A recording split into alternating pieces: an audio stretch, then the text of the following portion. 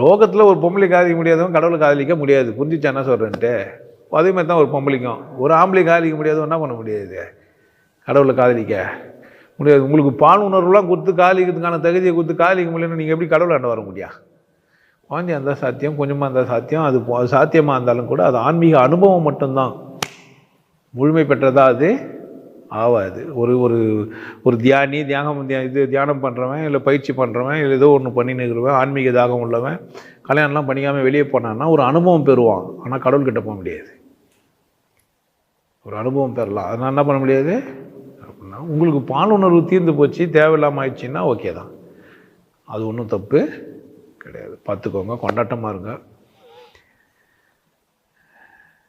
என்னை மட்டும் love you பண்ணு புச்சி அந்த பாட்டு என்ன பண்ணாதீங்க, கேட்காதீங்க. மோசமான பாட்டு இது. தெரிதா?